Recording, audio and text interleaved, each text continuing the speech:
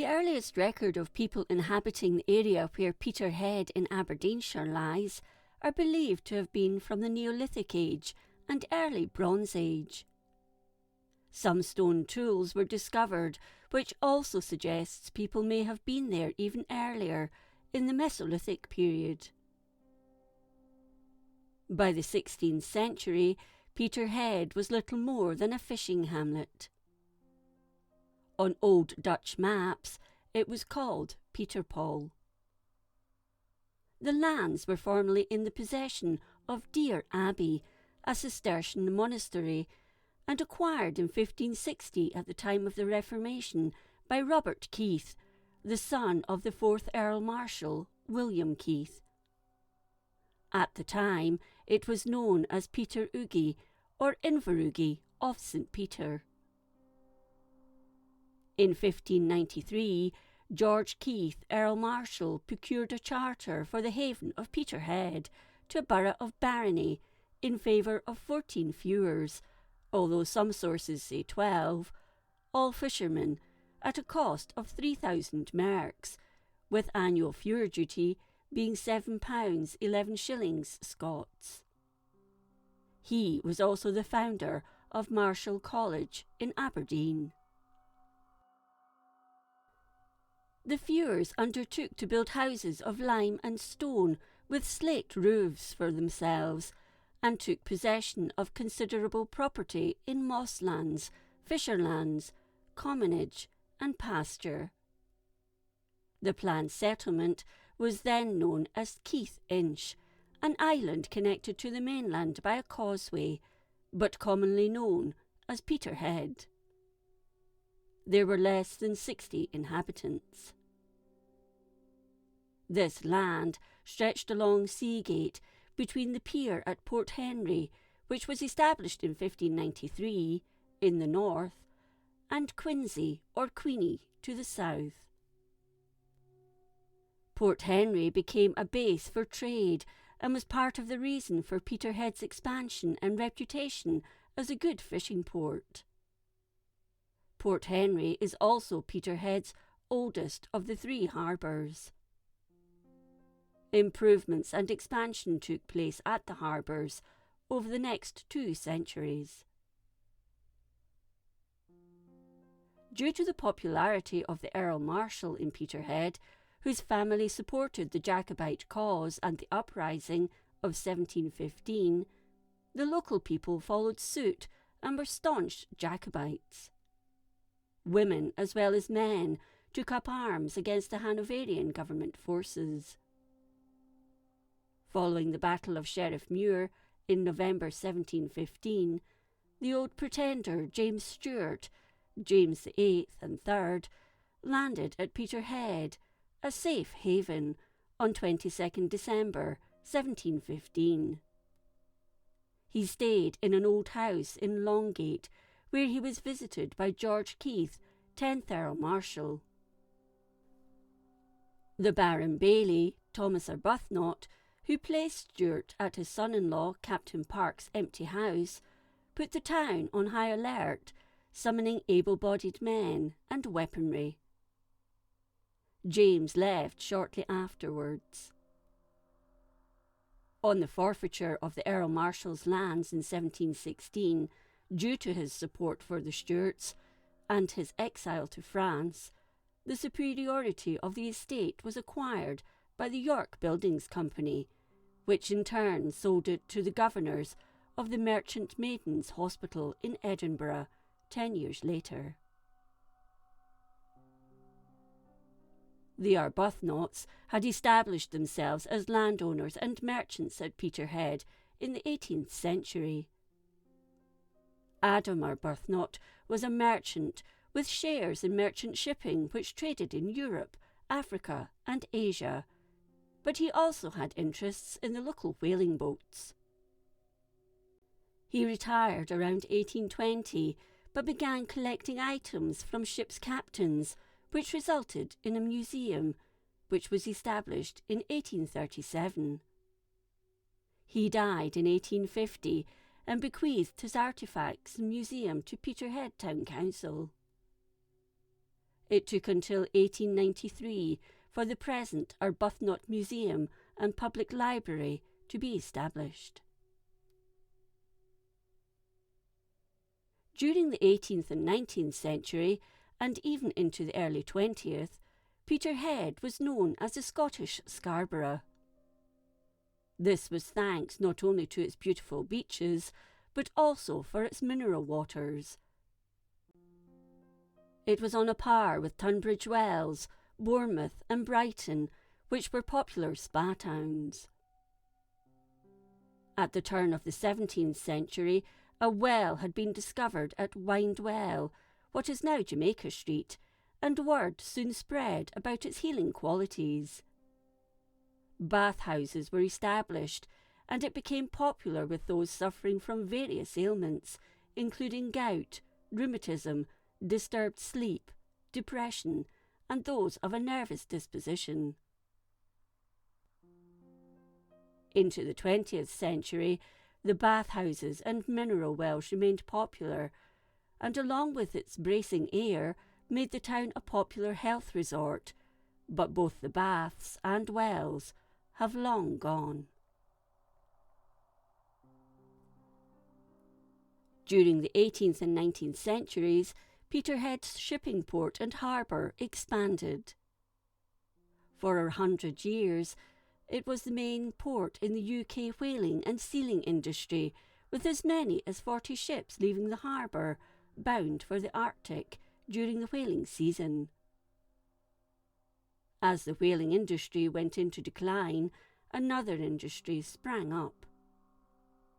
That was the herring boom. At its height, 600 boats brought in herring, while the herring girls gutted the fish and packed them into barrels. The fishing vessels became larger, but this industry too began to decline as the herring stocks fell. A lifeboat station was established in 1865, and a fish market was established in the mid-1890s. At some stage there was a linen factory and a woolen factory, which exported cloth to the value of £12,000 a year. Both industries closed for a time, but the woolen industry was revived. Another mainstay of employment was granite polishing. With Peterhead having been chosen to house a prison, some of the convicts were set to work to build breakwaters. The prison was completed in 1888, with the first prisoners arriving that same year. The building of the breakwaters also provided work for the local granite quarries, which went on to become as famous as Aberdeen's granite, for its strength and usefulness. The South Breakwater was completed by convict labour in 1912, while the North Breakwater was built between 1912 and 1956.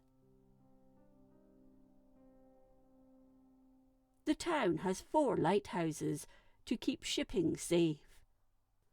The first to be built was the Buchan-Ness Lighthouse by Robert Stevenson in 1827, followed by the South Breakwater Lighthouse, also by Stevenson, in 1833, the Harbour South Lighthouse by Thomas Stevenson in 1849, and the Harbour North Lighthouse of 1908. In 1865, the first RNLI lifeboat station was established at the east side of the North Harbour, with its first lifeboat being called People's Journal. A second station was opened at the South Harbour in 1911 and remained in use until 1998, when the new purpose-built station was built. Peterhead Townhouse in Broad Street was built in 1788 to replace the old toll booth. The original toll booth was completed around 1600, but burned down. A second toll booth was built in Tollbooth Wynd around 1665. The townhouse went on to be extended in 1832, so it could hold petty criminals. The townhouse was added to the Buildings at Risk register in 2019. Peterhead Old Parish Church was known as the Muckle Kirk and is one of the most notable buildings in the town. It was opened in 1806, but had been built close to the town's midden, so the smell was sometimes overwhelming.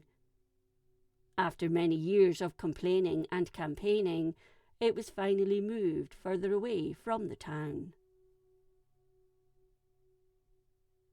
During World War II, houses in James Street were destroyed when bombs were dropped on 29 September 1941. The German Luftwaffe had been targeting the harbour, but missed. 30 residents, including many children, died, and whole families were wiped out. In one case, a mother had scolded her son and sent him to another room, and he was the only survivor in that house. The force of the blast threw a piano belonging to Mr. and Mrs. Watson onto the roof of 54 Broad Street, where the tiles were replaced, and can still be seen as a reminder of what happened that day. The Watsons, too, were killed. Also that year, until the end of the war in 1945, the Peterhead Intelligence Base headquarters were established. A plaque commemorates the Royal Norwegian Navy's fishing boat division, which took part in dangerous secret missions that were conducted from the base.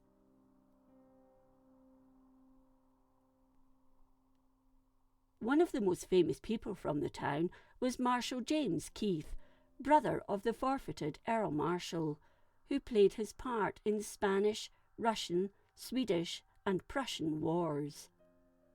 He was killed while in the service of Frederick the Great in 1758 at the Battle of Hochkirch. He had been born on 11th June 1696 in the old castle at Inveruggy near Peterhead, and his statue was presented to the town by Wilhelm I, King of Prussia. It was unveiled on 23rd August 1868 at the townhouse. Alexander Ellis is another man of note, as not only was he the Baron Bailey of Peterhead in the mid-1700s, but also chief smuggler. He had a thriving trade, smuggling, for example, tea, brandy and tobacco, which had high taxes levied on them by the government. As the head of the local militia, he diverted their attention when these goods were being smuggled along an underground passage from the harbour to his newly built house at the bottom of Broad Street. He also had secret rooms built to accommodate the contraband, and even stored some of it under the sandy floor of the townhouse where the Baileys met. In 1778, someone tipped off the excise officers, and a search was made of his home, but they failed to find 4 hogsheads of rum, tobacco, and several chests of tea, all hidden behind a false wall in the cellar. After the search, Ellis invited them to dinner, where they enjoyed good food and fine wines. After they'd gone, he signalled to the smuggling boat, Crooked Mary, that the coast was clear.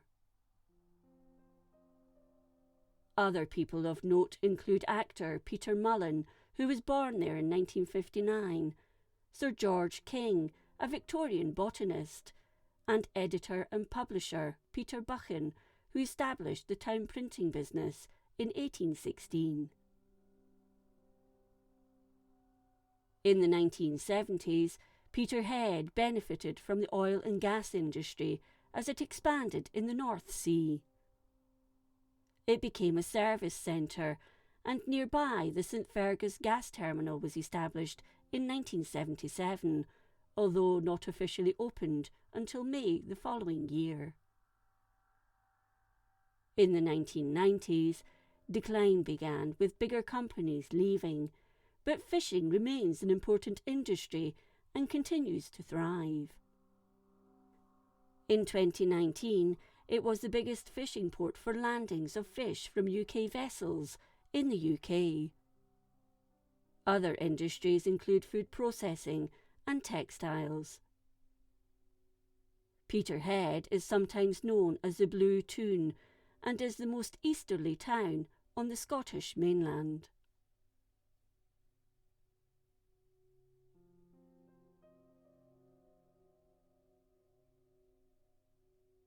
If you enjoyed this episode of Scotland's History, please like, comment and subscribe. Until next time, thank you for watching.